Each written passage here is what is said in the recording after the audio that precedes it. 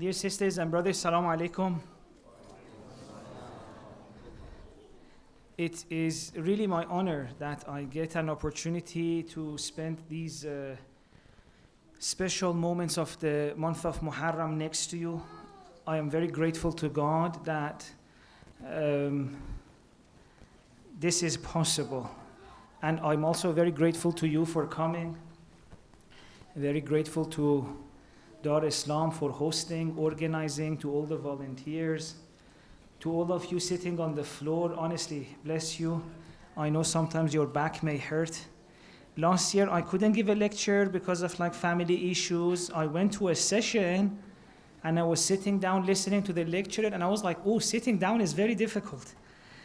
Bless you, because here I'm comfortable on a chair, but my heart is with you. Bless you for making it possible. Unless you're watching on YouTube, you're comfortable too. So this is just for the people. I'm joking, of course, even if at home. Bless you for joining us. All coming together. Why? Because there is a pull within us that is bringing all of us, pulling all of us towards the beautiful Imam. We have Imam Hussein alayhi salam. If you think about it, the reason we are all here on a Monday, late afternoon or evening, the only thing we all right now have in common, the motivation behind all of us, is that we all love Imam Hussein, respect Imam Hussein, and find within Imam Hussein something really special. When something is special for us, usually in life, we really want to understand it well. Even right now, for example, one of the things happening in the world is what? The football tournament.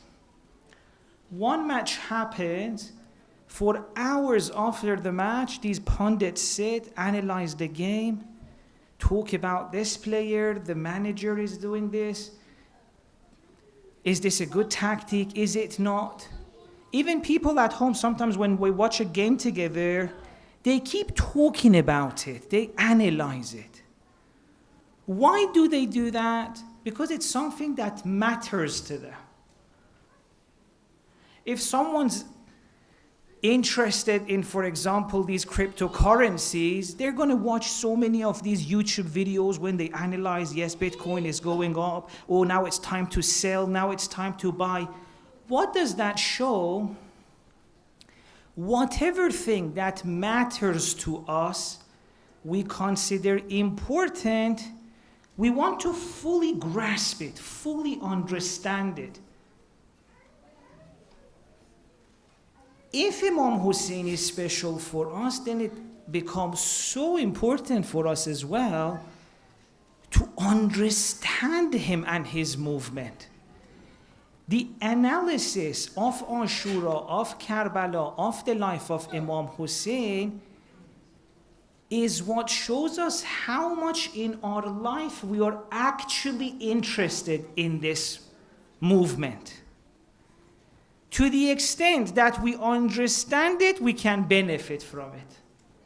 Even if you pay attention to the hadiths we have about ziyarah, for example, in almost the majority of them, it says the benefit is for the one who does ziyarah arifan bihaqqina.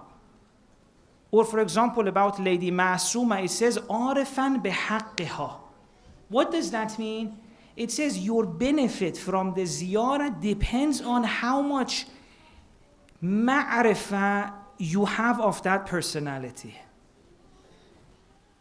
The same is with Muharram, the same is with these sessions. How much benefit can we take depends on how well have we understood what is the point of this movement. What was Imam Hussein trying to achieve on Ashura? Did he succeed? Did he lose? Please recite the salawat if you're ready.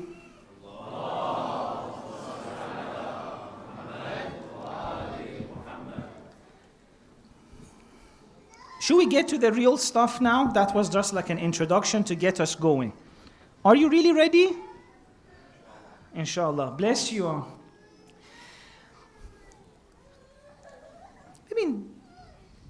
I want to make one point, use it to come to our analysis of Ashura.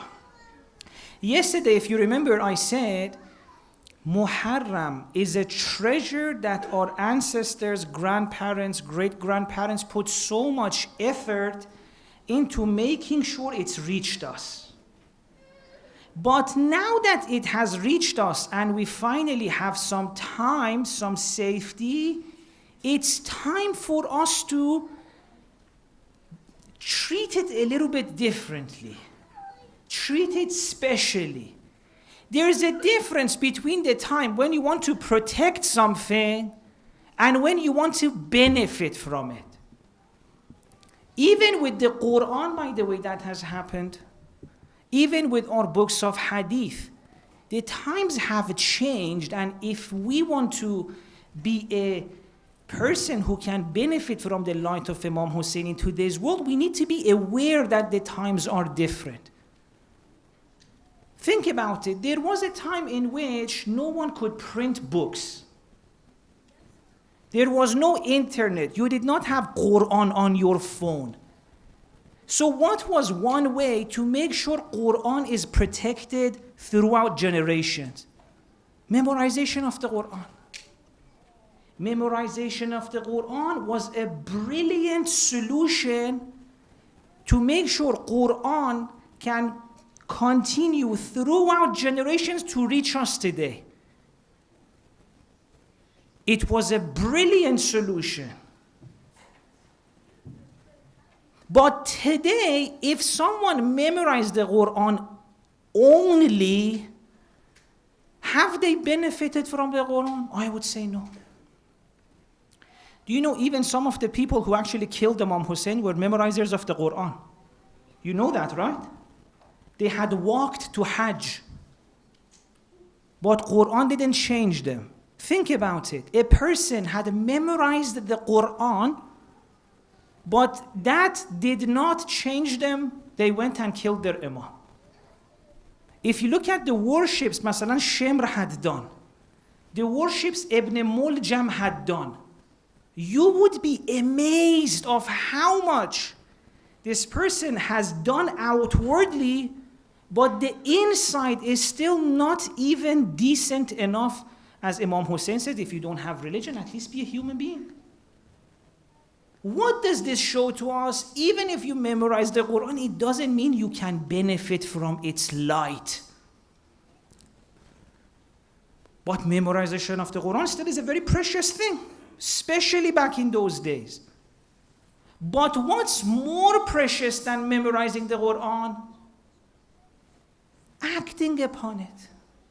Even if a person acts according to 5 verses of the Quran, their growth is much better than a person who has all of it in their mind but none of it in their heart. Now we're at a time in which you have the whole Quran here with one click you can access any verse you want, the tafsir from the great mufassirin, the ahadith, all of this. What is the world trying to tell us? The time for protection is gone. Everything is protected. Now it's time for benefiting. Even, for example, being a scholar. A lot of the effort of our scholars throughout time was preserving our collections of ahadith, preserving these books. The effort our scholars have gone to make sure if there's even a book in a different country, they would travel, get it. Some of them didn't have money, they would have to fast.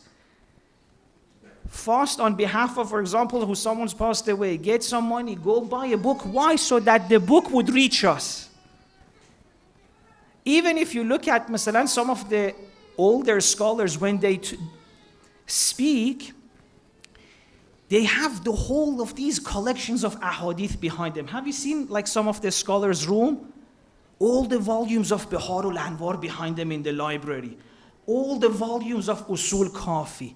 All the volumes of, Tafsir al-Mizan. At some point that was very important. Why? Because there was no app. There was no digital copy of this. So you needed all of Bahar al-Anwar behind you, all of Kafi behind you. You need a hadith, you refer to it. But now if someone goes and buys all of Bahar al-Anwar, it means they haven't realized the values change throughout time. Now you don't need all the copies of Bahar behind you. There's a CD, all of them are there. You can search whatever we want in ways that was not possible for our scholars back then. Imagine you're a scholar living 200-300 years ago. You want to write a book about, for example, tawakkul from our hadith literature. Do you know how difficult that process would have been? How many books single-handedly you had to go through, then go to the next one, then go to the next one? Now all you need to do is you just put the root in the software. And it brings the ahadith. Which book do you want? Which generation? Which imam? Brings it all, the ones similar to it, the ones close to it. So at a time like this, there's no value in having a library like that. One day, having a library with all of Bihar, Usul al-Kafi, Al-Mizan was a value because it was serving a point. Today, if someone goes and buys it all, I'm like, I don't think you've updated yourself. You're never going to refer to it. Even the teachers who had it all are starting to give it away to libraries and other people because they're like, I'm always on my laptop, everything is here. Unless someone's doing like really primary research, they want to show from a very old copy they have. But for even the average scholar, that is no longer a value. If you give a video and I see all of that behind you, I'm not going to be impressed. What is the world showing us? It's no longer about having it all. It's no longer about protecting it. Now it's finally time for see who has the truth of it. Before, the value was who can write a book and collect all the hadiths on sabr. Now the value is who can have sabr. At some point, the value was come and give a lecture on tawakkul. Now give all the lectures you want on tawakkul. It means nothing. ChatGPT can do that. The question is, who can do tawakkul? Even if you've written a book on tafsir of Quran, it means nothing. The question is, how much of the light of Quran is in your heart? If God says, Allah, anna awliya'ullah la khawfun alayhim wa la hum yahzanun. If you give me the opinion of all the mufassirin on this, all the ahadith about it, honestly, I don't care. The verse says, those who are awliya of God do not have do not have grief, and there's no fear against them. What do I want from you now? If you want to talk about this verse, can I see in your life that there is no grief and no fear? If you can do that, that is what this world needs today. But if you want to give a lecture about all of the verses, anyone can do it. Our 12-year-olds can do that. So what is God trying to teach us? That we are at the age of maturity of human beings. And this doesn't mean that we're better than the people who came before us. No, it is through their work that we got to here. They're the ones who preserved it. They're the ones who created these technologies for us. They have done their job, but now we need to realize our task is different. Do you know we cannot even imagine how much sacrifice by our scholars, families, grandparents has happened throughout centuries so that the sentence وَمَا رَأَيْتُ إِلَّا جَمِيلًا reaches you. There are so many men and women that we don't even know their names. But throughout so much effort, they made sure the sentence reaches you. But now that they've done their work, our work is different. Now there's no longer any point in keep repeating it. You know why? Because at some point, your children, if not yourself, will be like, I want to see that beauty too. Your children, if not yourself, will be like, I don't see any beauty in life. So what is this age telling us? God is saying it's finally for the light behind these words to come to your life. Tawakkul in your heart. Rida in your heart. Beauty in your heart. Bismillah ar-Rahman ar-Rahim in your heart. Who has that? That is the real scholar of today. Who can I go to when the storms of life are getting me scared? When as a parent I'm worried about my family. When as a parent I'm worried about my children. When as an adult my father, my mother are getting old and they're having illnesses and now I need to take care of them and I feel alone and I feel worried. Who can I go to that would not talk to me about tawakkul, but puts tawakkul into my heart? If you're scared, what is the point of a lecture? What is the point of a knowledge in our mind? We need the real thing now. Now, one of the things we need a real version of is Imam Hussein alayhi salam. I love it. I have this line in front of me. It says, Inna al-Hussein misbahul huda wa safinatun najah. It's such a beautiful line they've chosen to put there. The Ark of Salvation. We talked about it a little bit last night. I want to open that up a little bit.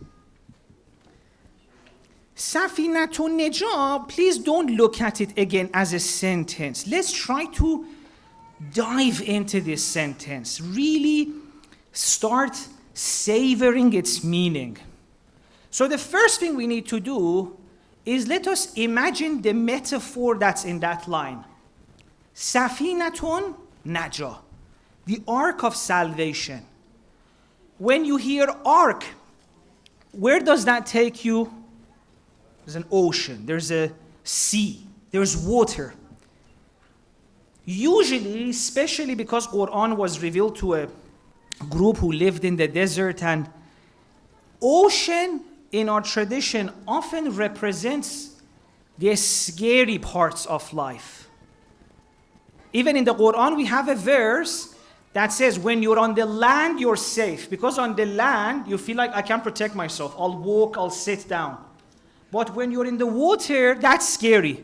You're at the mercy of the wind, you're at the mercy of the water, you're at the mercy of the storm. If you have a fight, you can't escape from the ship. So in our tradition, ocean is always a symbol of those places in life where you feel like you can't control the things around you. So when Imam says, so when we hear about Imam, that he is an Ark of Salvation, he says, life for you feels like that.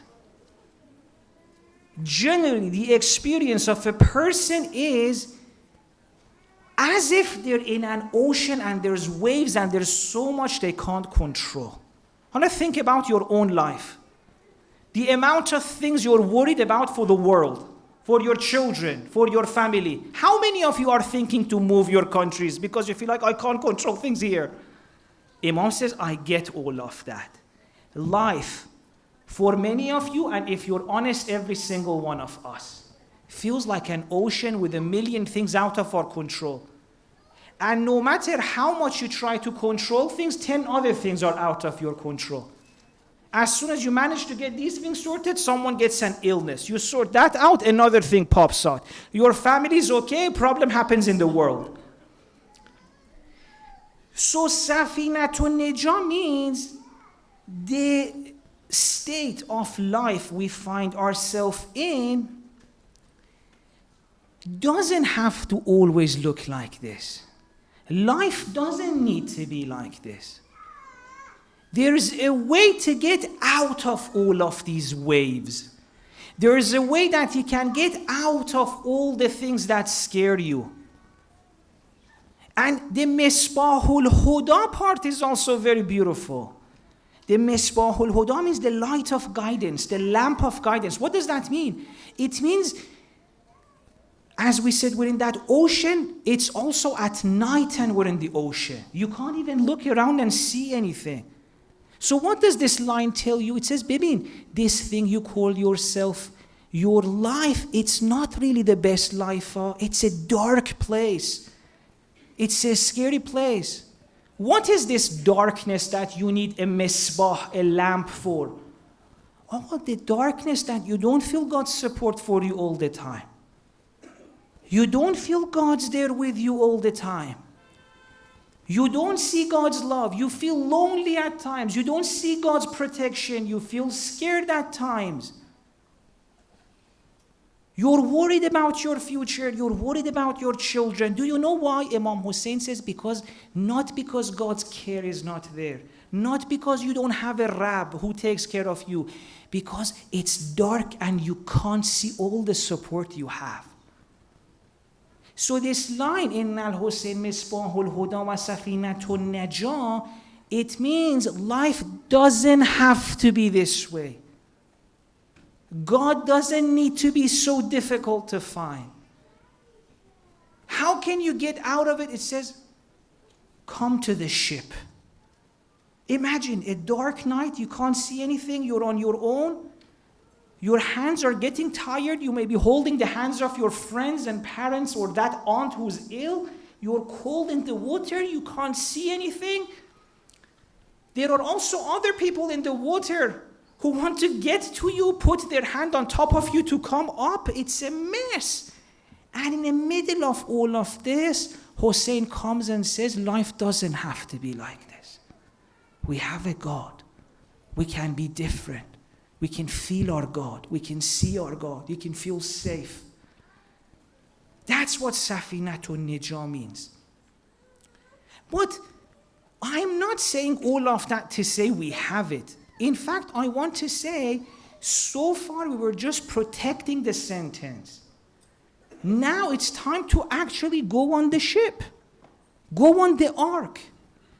But if we want to get into the ark, now it's time for us to be a little bit more open our heart. We need to open our heart. Just before I come to this, I want to mention one verse of the Quran for you, and this verse will come back to it later on in the series. In the Quran, we have this verse which is so beautiful and so similar to this line. Here, the line was saying the example of the life we call life is like a scary ocean. You're on your own and you can't see anything. In the Quran, we have a similar example. It says, فَلَا أُقْسِمُ بِمَوَاقِعِ النُّجُومِ. God says, do you know what life is like? In that example, God says, you're in the middle of a desert. It's dark. You don't have a map. It's cold, your water may be running out, you need to get to safety, but you don't know the way out. Have you seen someone get lost in a desert? If they don't know how to navigate through it, they keep going around the circles. They keep walking for 2 days and find themselves back in the same place. Isn't that what life is for many people? Every Ramadan, you tell God, this year I want to find you, and then the next Ramadan, you're back in the same place. You go to Hajj and you're so excited, again, you're back in the same place. Your worries and fears, go for it, and then it all comes back again. You come to Muharram, you feel some connection to Imam Hussein, Muharram finishes again, you're back in the same place. Quran says, I can show you a way out. But afterwards, Quran says something which is so precious. It says the Quran that can get you out is not just this physical book. That is fi kitabin maknoon, and no one, unless someone who has created the purity in their heart, can access it. I mean, it is so important. Quran says if you just have this physical book, you won't find a way out of that desert into safety. You also need to bring that purity to the book. When you bring the purity to the book, then the book opens up for you. In another verse, Quran says, can you look at my verses and see what's behind them? أَفَلَا يَتَدَبَّرُونَ الْقُرْآنَ? Or are there locks on your heart? If there are locks on your heart, the physical book won't get you out of that desert. Weren't people who had the physical books and stood in front of Imam Ali? Even right now, how many people have that physical book? How many people feel that it has taken them out of the darkness? So Quran says, even if you want to benefit from me, there needs to be some locks that it has to be removed from your heart. Now I'm saying with Imam Hussein alayhi salam is also the same. With Islam is the same. These things are not just words. To say God is one is not a truth. To feel like God is one is the truth. So now, I want us to ask God to open our heart to now go towards Imam Hussein with an open heart to try and benefit from him. Allama Ja'fari has a very beautiful line about Ashura. He says there's something about people, it's so interesting. 14 centuries, people remember Imam Hussein, not even one of them thinks they need to change. They always say, Hussein, the one on the other side is our enemy. Allama Ja'fari says, I'm looking for a person who goes to Imam Hussein and doesn't say, oh, Imam Hussein, I'm on your side, those are the bad people. Someone who goes to Imam Hussein and says, Hussein John, change me. What did you know of God that made you so beautiful? That made you feel so safe? Where am I going wrong, Hussein John? How am I different to you? Not I'm with you, it's end of the story. If I was with Hussein, alan I was on Safinatun Najat. I'm not. None of us are. So we shouldn't go to Imam Hussein and not expect to change. If Imam Hussein is like us, what else is there for us to benefit from him? There's a million miles difference between us, but the beauty of it is this: the moment you open your heart, that million miles of difference can be overtaken in few minutes. Now, what is one of the ways which I'm hoping we open our heart and we continue this discussion, inshallah, throughout the rest of the nights? One is this. We're talking about how can Imam Hussein show us a way, what understanding of God and life you have, that if we have makes us safe. I'm saying before trying to learn from him how to feel safe, let's go back to his life and see, do we think he was safe? Does the way we commemorate Ashura, forget about getting us to the ship, shows our heart that even he was on the ship?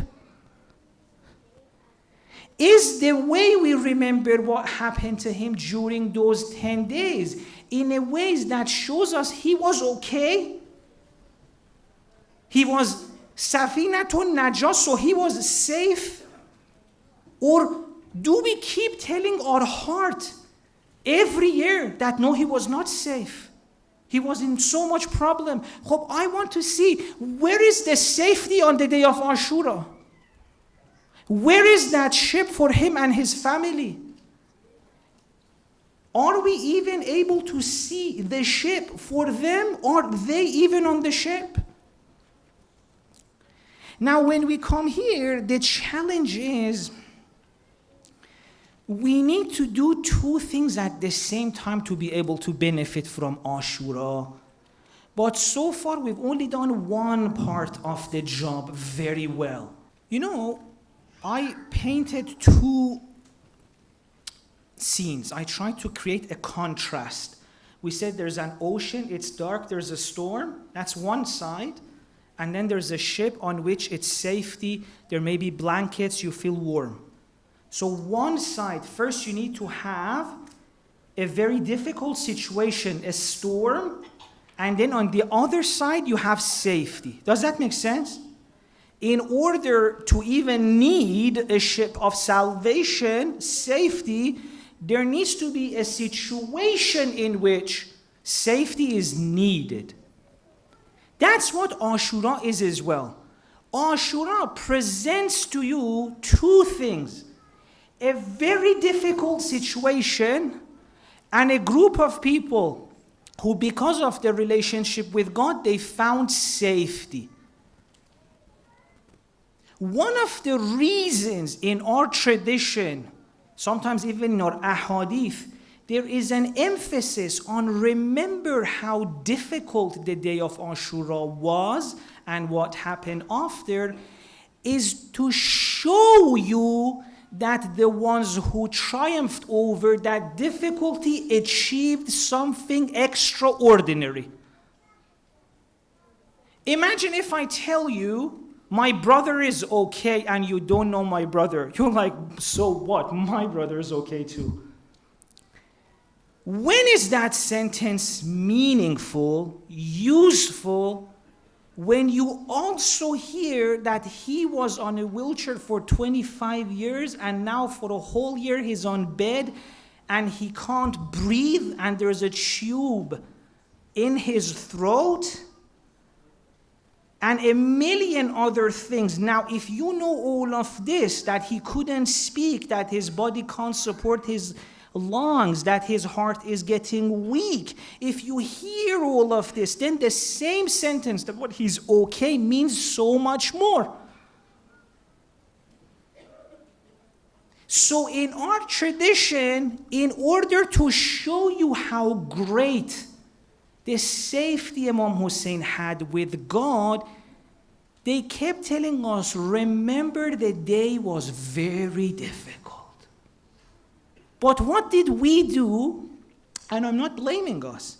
We just focused on the difficulty. Which part of the Muharram sessions we did was the part that was showing us, yes, it was all of that tragedy, but Imam Hussein said, I'm happy. We didn't focus on that part. That was the way out. The difficulty is very important to know because it's the difficulty that creates the scenario in which for Lady Zainab to say, وَمَا رَأَيْتُ إِلَّا جَمِيلًا becomes special. But you also need to see, you need to show your children that Imam Hussein was happy. In Ziyarat Arba'in, which is by Imam Sadiq, a Ma'soom, says about Imam Hussein, Ishta Sa'idan. You lived a happy, Sa'id life. Imam Hussein did not think the story of his life is sad. In fact, Imam Hussein was telling us that life in fear is sad. How much have we focused on this part, the way out, the salvation part? And because this has not been our focus, there's so much beauty of Imam Hussein that we've missed out on. But again, it's never too late. Let me share one beautiful story with you to show you who this Hussein is that we're remembering. And I think majority of us have not heard this. Walid, the ruler of Medina. I mean, alone for a lot of us in our mind, we think Ashura is the story in which Imam Hussein against his enemy. Sometimes we even have anger. If I was there, I would show Shemr. I want to show you what is in the heart of Imam Hussein. Because what is in the heart of me, it's useless. If I was Safinatun Najah, you would like to know what's in my heart. If you were Safinatun Najah, I would ask you, how is your heart? Imam Hussein is Safinatun Najah. I want to ask Imam Hussein, how do you feel about the people in front of you? In that very same ziyarat of Arba'in, by a ma'asum, Imam Sadiq alayhi salam, wants to explain to us what is this whole Ashura thing. He says, Imam Hussein gave his life لِيَسْتَنْقِذَ عِبَادَكَ مِنَ الْجَهَالَةِ وَحَيْرَةِ الضَّلَالَةِ. Imam Hussein brought all God had given him, the gift of life, to help people out of jahala, ignorance, and حَيْرَةِ الضَّلَالَةِ, the confusion of being lost. Now I have a question. Who was lost and in ignorance that Imam Hussein needed to save? Was it his friends? Or was it the people on the other side who thought they're their enemy, the enemy of Imam Hussein? Who was lost and in confusion? Wasn't it the people on the other side? Isn't Imam Sadiq telling you, Asan Imam Hussein came to save the people who hated him? Wasn't Hurr ibn Riyahi one of those people? Hurr ibn Riyahi was on the other side. But Imam Hussein said, you're my enemy, it doesn't matter. I want to give my life to save you, and he did. Now I want to mention one story which many of us may not have heard, to show you what is in the heart of Imam Hussein is very interesting. Walid, the ruler of Medina, is told, you need to get bay'at from Imam Hussein. That's not an easy job, to force Imam Hussein with that greatness, charisma, power, strength, position in society, to force him to pay allegiance. Walid wants to do what? Walid says, I will get help from Marwan. Marwan was a very powerful character, but the interesting thing is this. Marwan and Walid had an issue between them. Part of the reason for that was Marwan thought, I'm more capable of running Medina than Walid. Medina is a very complicated city at that time to rule over. Many great personalities are there. Marwan and Walid had this issue because Walid is in charge.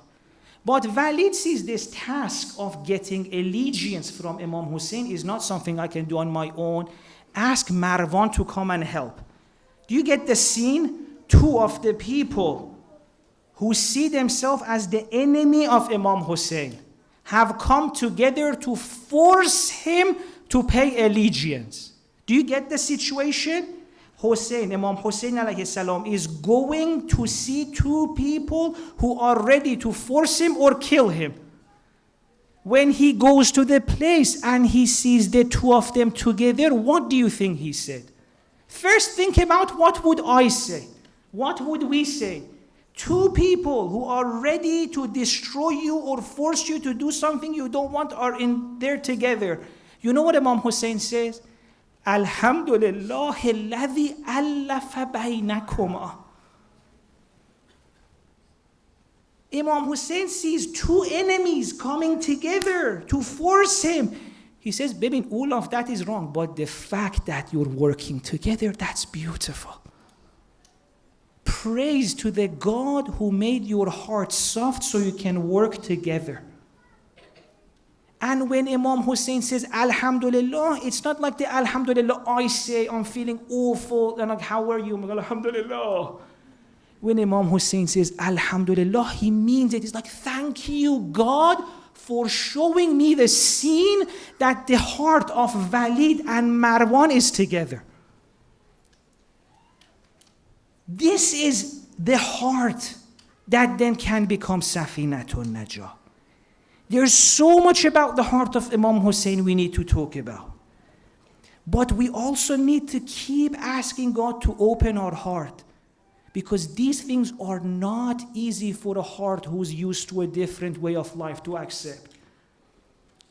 We sometimes have an issue with our uncle and we don't want to see him. Now you have an Imam who says, thanks to God for showing me that Walid and Marwan are together. This is the Imam we're remembering. Now that our amazing reciter is going to come and his beautiful voice is going to again take our heart to our Imam Hussein. Remember, Bibin, this Imam Hussein, these days, he's meant to change us. Ask God to soften our hearts so we can become more like him. There's so much we can benefit from. Now, inshallah, let's take our heart and benefit, inshallah, from the masa'ib, and let's end with the salawat.